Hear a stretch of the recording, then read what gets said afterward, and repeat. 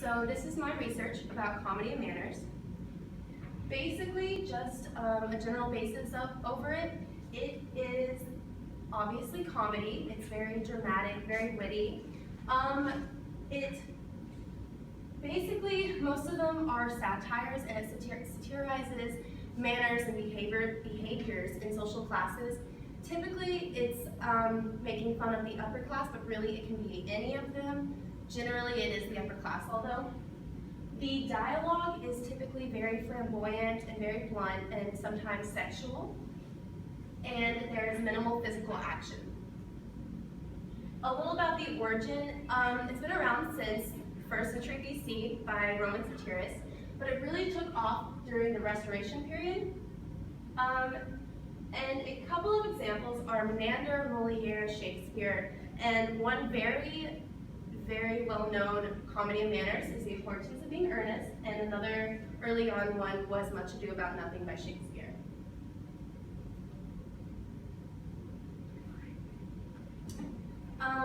It first developed in the New Comedy by the ancient Greek playwright Menander. And so just a little about the Restoration period. It was influenced by Ben Jonson by his Comedy of Humors. And some examples were The Country Wife, The Way of the World, and The School for Scandal. And due to this tradition of the dialogue, Oscar Wilde continued it, and in 1895 is when he published The Importance of Being Earnest. And there was a YouTube clip, which was The Importance of Being Earnest. And basically in the clip was Algernon and Cecily, who had just met that day. Cecily believed that they were cousins, although Algernon was pretending to be Jack's brother, Ernest. And they had met that day, and he had proposed to her. And she said, we're already married, or we're already engaged, and we've been engaged for 3 months, although they had never met before. So a lot of the comedy of manners is very satirical, and the dialogue is really flamboyant like that. Presenting theater, the voices they use are very precise, and the enunciation they use is very sharp. They talk in a fast pace usually, and they have very noticeable beats in their talking, and there's always very noticeable pauses. The posture was very graceful and elegant, especially for the upper class. And they used some facials, but very minimal ones, such as winking or smiling. Also, they performed most of these downstage on the apron, and they used a lot of hand gestures and fans. The guys were the ones that used the hand gestures, and then the women were the ones that used fans, mainly used for flirting. They would hide their face behind it, or they would use a handkerchief or something. Also, bowing was very important. When they would come across another character on stage, they would be walking, and if it were a female, she'd hold her dress up, and as they walked, they would bow at the waist and cross their legs in an arc motion.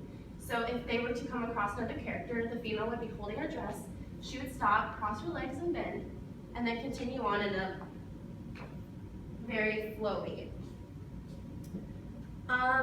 Also, they use tone to portray the emotion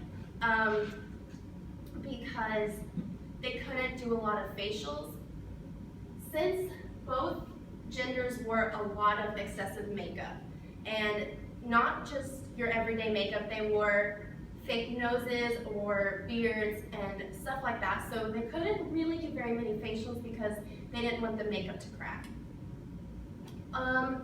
Also, this was more in the late 17th and early 18th century. They wore a lot of hats, gowns, and veils, and then the men also wore eye patches. The women could show their faces, their hands, their necks, and their chests inside, but outside they had to cover it by wearing a large cloak.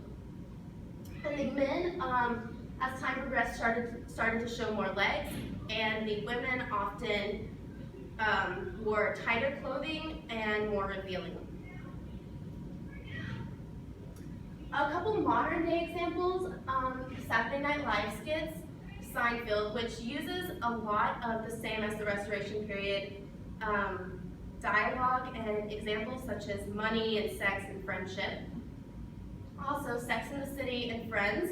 And then a couple of movies are Mean Girls and Clueless. And Clueless is a very well-known comedy of manners. The main character, Cher, is satirizing the upper class who lives in a big house, makes perfect grades, is really on good terms with her dad, expects everything to come from him. Your typical 90s type of era. Many of the TV shows and movies, although didn't know that they were comedy manners or that they are, a lot of them are influenced by it. However, they don't truly know that, which just shows how important comedy manners really is in this time.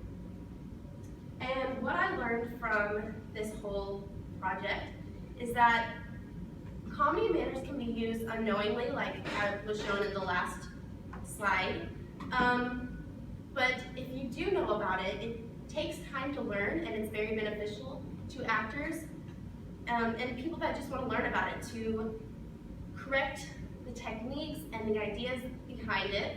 And also, it's really intriguing to me because it's been around for so long. There are so many examples out there for you to look back on, all the way back to Shakespeare and then the 1st century, and then there's a lot of modern day that can also be shown. And so that is my presentation. Thank you.